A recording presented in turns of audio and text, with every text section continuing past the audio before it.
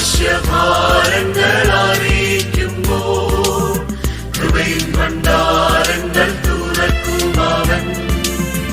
ആവശ്യഭാരങ്ങൾ അറിയിക്കുമ്പോൾ കൃപയിൻ ഭണ്ഡാരങ്ങൾ തുറക്കുമവൻ.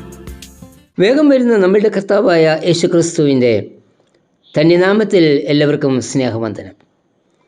ക്രൈസ്തവ സഭ ദൈവത്തിൻ്റെ സ്വന്തം ജനവും ക്രിസ്തുവിൻ്റെ ആട്ടിൻകൂട്ടവുമാണ്.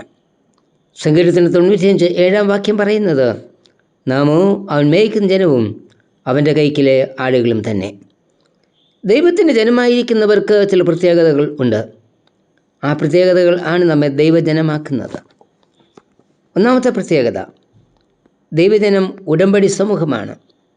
എ കവനന്റ് കമ്മ്യൂണിറ്റി, അതായത് ദൈവവുമായി ഉടമ്പടി ബന്ധം സ്ഥാപിച്ച സമൂഹം.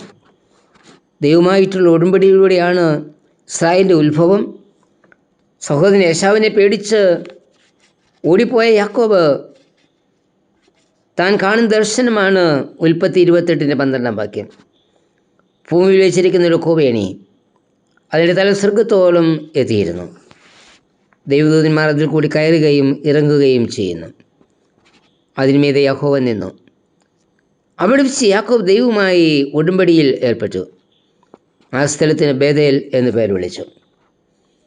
20 വർഷത്തിന് ശേഷം ദൈവത്തിൻ്റെ നിർദ്ദേശപ്രകാരം മടങ്ങി വന്ന് യാഗപീഠം പണിത് ദൈവമായിട്ടുള്ള ഉടമ്പടി യാക്കോബ് പുതുക്കി.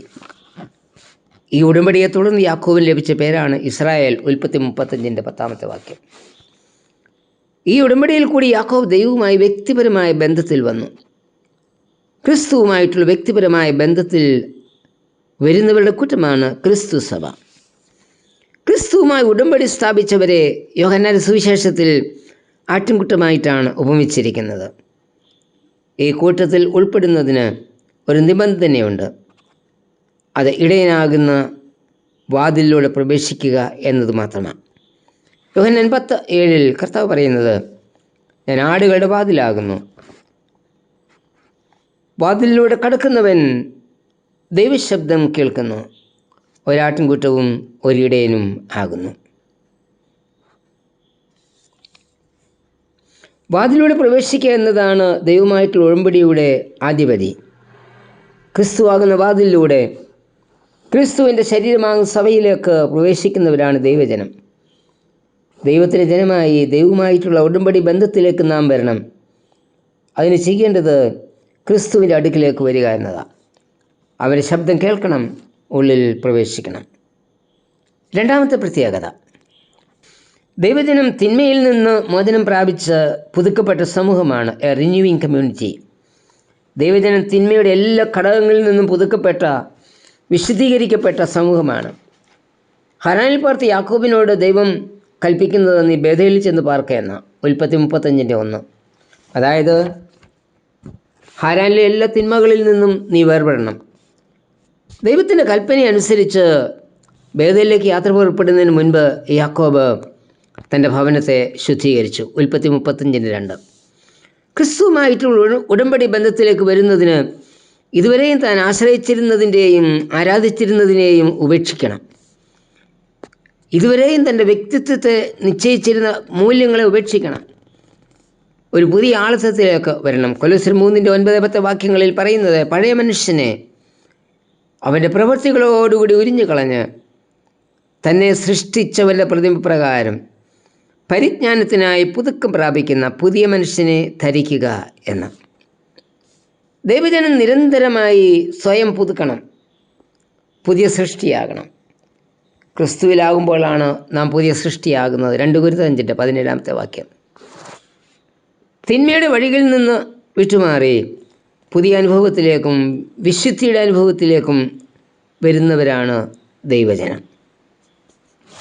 മൂന്നാമത്തെ പ്രത്യേകത, ദൈവജനം എല്ലാ വൈവിധ്യങ്ങളെയും ഉൾക്കൊള്ളുന്ന സമൂഹമാണ്. A rainbow community. അതായത് ദൈവവുമായുള്ള ഉടമ്പടിയിലൂടെ രൂപപ്പെടുന്ന സമൂഹം. ജാതികളുടെ കൂട്ടവും ഇതിൽ ഉൾപ്പെടുന്നു. യോഹന്നാൻ 10:16 പറയുന്നത്, ഈ തൊഴുത്തിൽ ഉൾപ്പെടാത്ത വേറെ ആടുകൾ എനിക്കുണ്ട്, അവയെ ഞാൻ നടത്തേണ്ടതാകുന്നു. അവ എൻ്റെ ശബ്ദം കേൾക്കും. ഒരാട്ടിൻകുറ്റവും ഒരു ഇടയനുമാകും. അതായത് ഇടയന് ആട്ടിൻകൂട്ടമായി നാം മാത്രമല്ല, ആട്ടിൻകൂട്ടങ്ങളുടെ ഒരു കൂട്ടം തന്നെയുണ്ട്.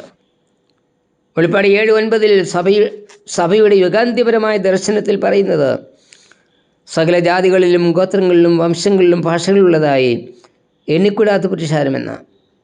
അതായത് സകല ജാതികളും ഒരുമിച്ച് സന്തോഷം പങ്കുവയ്ക്കുകയും ക്രിസ്തുവിൻ രക്ഷയിൽ സന്തോഷിക്കുകയും ചെയ്യുന്നു. സകല ജാതികളിൽ നിന്നും കൂട്ടിച്ചേർക്കപ്പെട്ട ആ സമൂഹത്തിൻ്റെ വിളക്ക് കുഞ്ഞാടായിരിക്കുമെന്ന വെളിപ്പാട് 21-24 പറയുന്നത്. അപ്പോസ്തലപ്രവൃത്തി 2 സഭയുടെ ജനനത്തെക്കുറിച്ച് നാം വായിക്കുന്നുണ്ട്.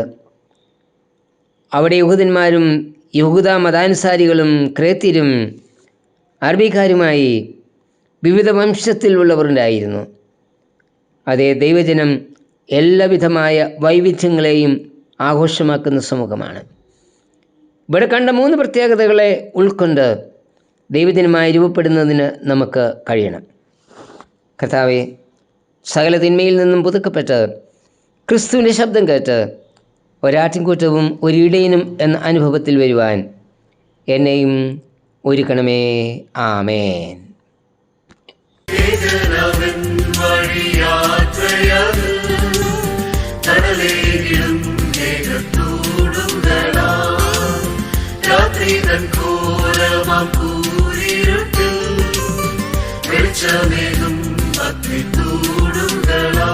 അവൻ മാറാത്തവൻ, അവൻ മാറാത്തവൻ, വാക്കും പ്രവൃത്തിയും ഒന്നായവൻ. അവൻ മാറാത്തവൻ, അവൻ മാറാത്തവൻ, വാക്കും പ്രവൃത്തിയും ഒന്നായവൻ. അവശ്യഭാരങ്ങൾ അറിയിക്കുമ്പോൾ കൃപയിൻ ഭണ്ഡാരങ്ങൾ തുറക്കും അവൻ. അവശ്യഭാരങ്ങൾ